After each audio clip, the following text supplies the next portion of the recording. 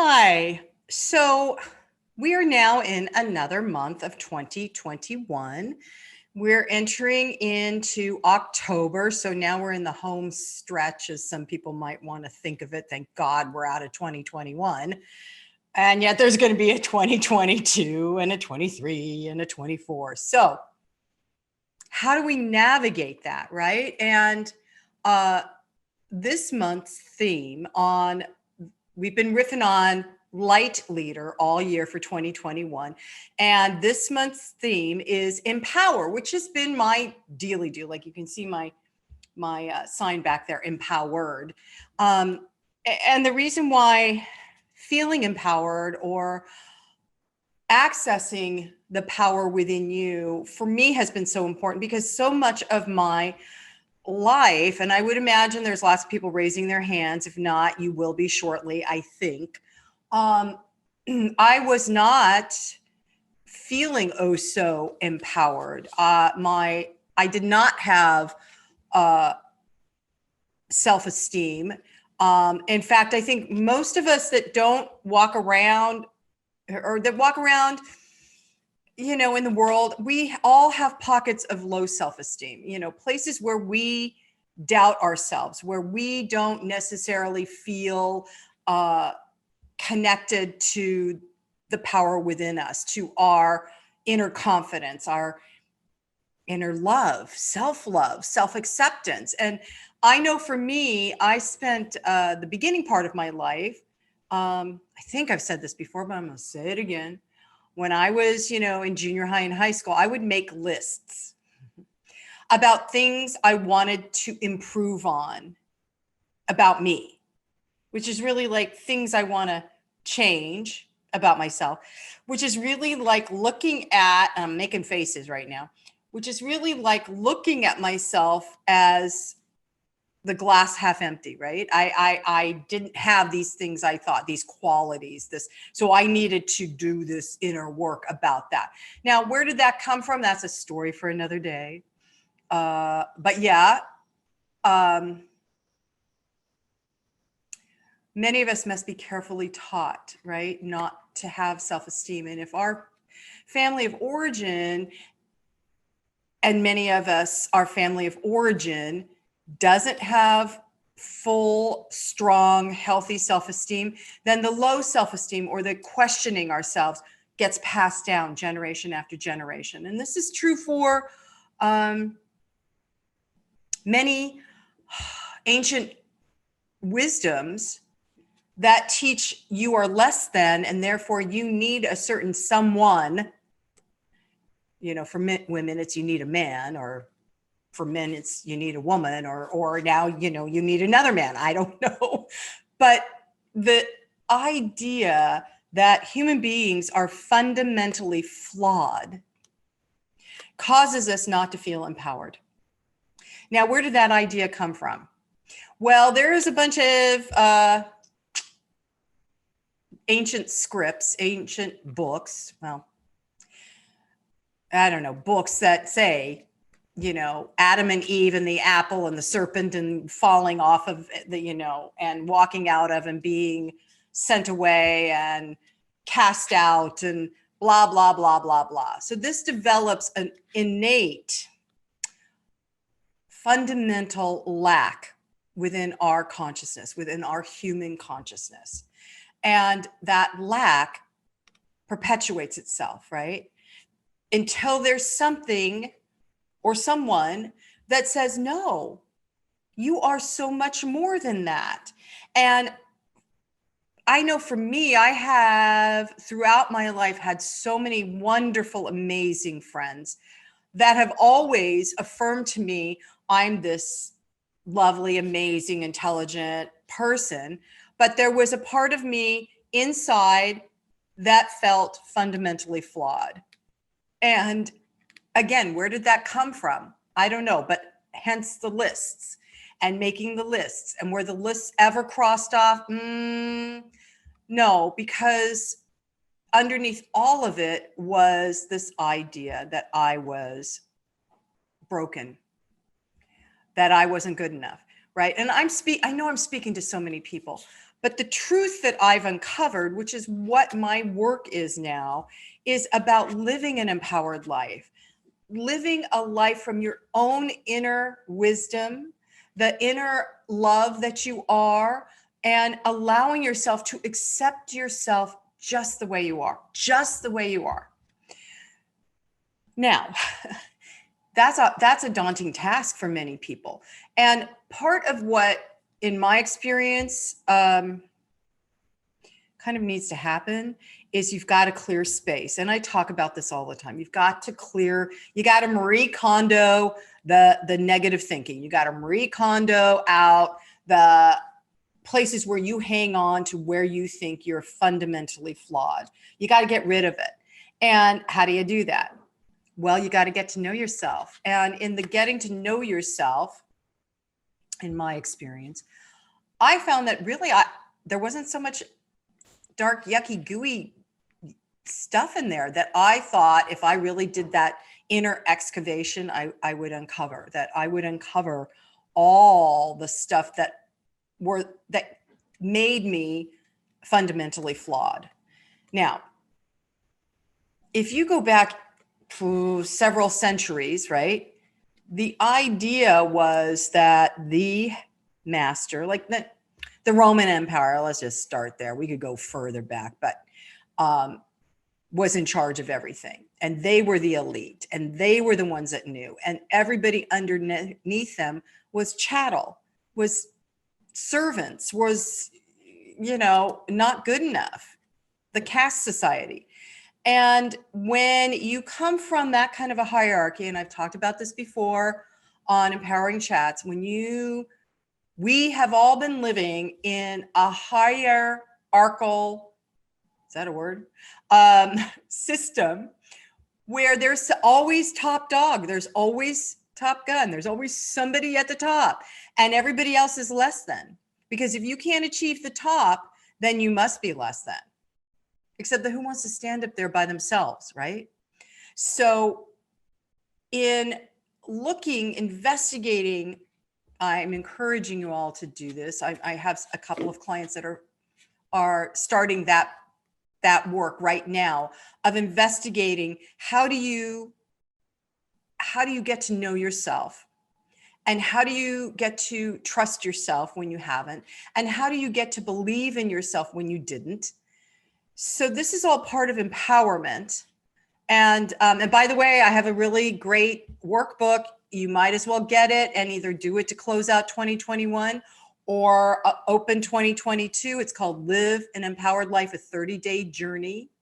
And I built it to be transformative, where you can actually achieve a shift in your consciousness, an awakening in your heart, and sustain it because you build a spiritual practice of journaling and meditation and working affirmations and really facing the inner garbage that you think exists within you. And I got to tell you, everyone, there's nothing wrong. There's nothing wrong with you. It's the outer world that has been forming us into this cultural system, and we're watching it fall apart. We're watching that it doesn't work anymore. So I'm going to ask the question, who do you want to be? Who do you really want to be? But first you got to say, who am I? Who am I? And you might find that who you are already is who you want to be. Now, wouldn't that be lovely? That would be easy peasy, right? So the idea of looking within, this has been my journey for most of 2021, all my life. All right, I'll own it, all my life. But 2021, I had to really slow down and dive deep within myself and begin to see where I was holding myself back, where I felt broken. Everybody talks about you're going to achieve empowerment or self-mastery or, all the $1 million dilly-doos. And really, life here on planet Earth is about going back to the well. It is constantly going back to that inner work and looking again, going back and seeing what else have I not seen before. Because as evolving beings, sometimes there's only so much we can take, right? Sometimes when we follow that yellow brick road, you think that you're going to see the big, amazing Oz, but sometimes when you look behind the curtain, you can see that you were okay all along, just the way you were. You had a heart, you had a brain, you had a home, you had courage. But in order to find that within yourself, you have to use courage and open your heart and allow that brain that wants to figure things out to just soften, so you can really hear where home is within you. Because we all reside within that heart system. That is the place where source energy, spirit, the universe, God, Allah, whatever you want to call it, resides. And it's a dynamic, living energy that constantly is renewing itself. So here's what I'm going to suggest for a way to find your own personal empowerment, maybe a different way that you haven't looked at. In order for something to come in, you have to let something go. Okay, let me say it again. In order for something to come in, you have to let something go, right? Like you are gonna get a new roommate. Well, the old roommate has to go, right? And then the new roommate has to be able to clear their space to find where they can coexist with you, right? It's an emptying out. And emptying out of all the well, not all, but as much of the negative thought processes, the negative teachings you were taught, the things that are keeping you feeling stuck, broken, not enough, clearing that out as much so that good, so that love, so that esteem can continue to circulate in. Because I'll tell you, it's always circulating. The highest principles, values are always circulating to us and around us and through us, because that's what spirit is. And really fundamentally, it's love. It's love. So 2022, I've already been interviewing some really, really wonderful authors. And one author, Dr. Ja Gottlieb, we were having a conversation. I'm not going to tell you the name of the book. You're going to have to watch for the podcast when it's released. But we were talking about wholeness. And he said to me, wholeness is not achieved through subtraction. Okay. So this is going back to me writing down all the things I didn't like about myself, or all the things I thought I should improve. But what that was in essence doing was earmarking things that I thought needed to be taken away, subtracted. And wholeness really is embracing all of it. And I'm not even just talking about the shadow side. Everybody's talking about the shadow side. Yes, embrace your shadow side. But there's parts of your ego that we still kind of need, that help you discern, help you understand who you are okay, so my ego likes to judge a lot. Oh my God, what is she wearing that for? Why did she walk out of the house with that thing on? Okay. But what that does is it gives me opportunity to bump up against that reflective energy system, a mirror where I see how I'm judging myself. It gives me opportunity to learn and grow about myself. Did you hear what I said? So the ego does give us opportunities to learn and grow about ourselves. And then you've got to empty it out. You've got to let it go. You've got to take your hands off and just allow spirit to flow through you. And 9 times out of 10 in my experience, everybody, that love, that wisdom, that creativity is empowerment. When it flows in and clears out other stuff, you are empowered until the next time you empty out, and then you're wandering around going, wait, where's the wall? Where am I? Until it fills up again. And that's just the way life is. That's part of the circulation of energy, the circulation of love. So to feel empowered, yeah, I think that's important. And for this upcoming, as we see the end of this year, 2021, coming to a close, and we move into 2022, those are power numbers, everybody, 222. It's important that we really stay focused on the truth of our being, that we are light, that we are love, that we are infinite spirit, always in a place of dynamic growth and expanding consciousness, expanding our consciousness. And we do this individually, and no two consciousnesses individually are the same.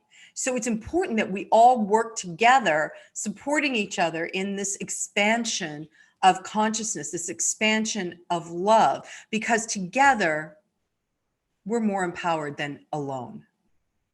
Together we're more empowered than alone. So I came across a poem by Rumi. He's a Sufi mystic that wrote, several centuries ago. And I've read this before, and it always kind of stops me because it's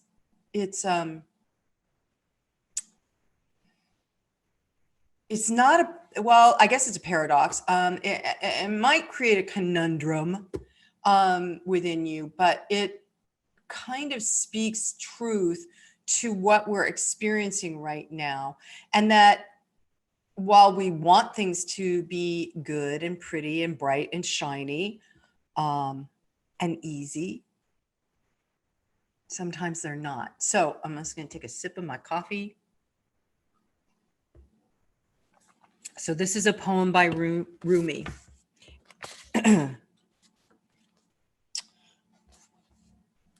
Love is reckless, not reason.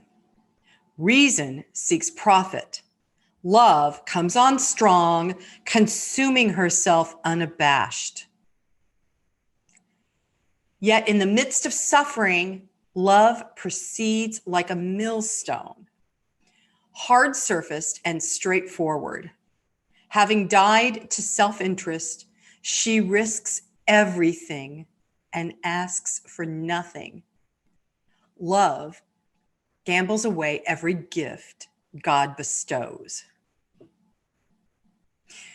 Okay, so you might have to rewind and play that a few more times to kind of get the gist. But to me, what it says to me is that in order to love fully, to be fully awake and conscious, you've got to love without strings, without conditions. Oh my God, I'm going to say it. You got to love unconditionally. That's a challenge, right? But not only loving others, loving yourself, and not because you're looking for profit, not because you're loving so that you can see what's in it for you, but loving until you have emptied yourself out so that the infinite, so that the greater good can come back in and fill you up again, and fill you up again, and fill you up again. And so in that reckless loving of everything, it says she squanders all the gifts God has bestowed. Now, what that really means is that as you love unabashedly, and I'm not just talking physical love and, oh man, I have a crush on that guy. I'm talking loving the people that you're judging as you're walking around, loving them anyway, loving yourself anyway. As you love, recklessly, then you're giving the gifts, the inner wisdom, the inner creativity and courage and sustainability that source energy supplies you in every breath. You give that away. And there are so many people out there that are in need of it, not because they're necessarily homeless or jobless, but because maybe they just don't know, because they're so busy thinking reason is what's their truth, worshiping profit and reason. And as we have seen over the last couple of years, that whole system is broken. That's the broken system. And in loving yourself and giving out as much as you can until you feel completely empty, not exhausted.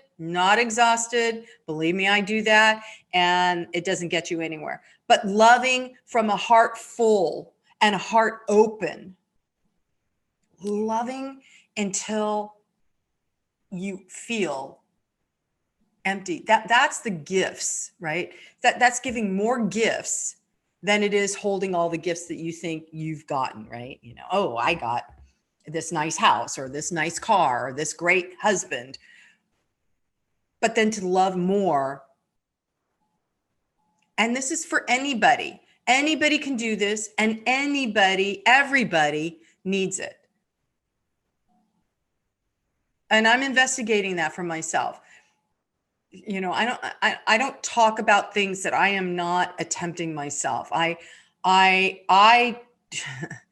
believe me, I do the inner work so that I can learn and grow consciously. And then it's my great joy, my love.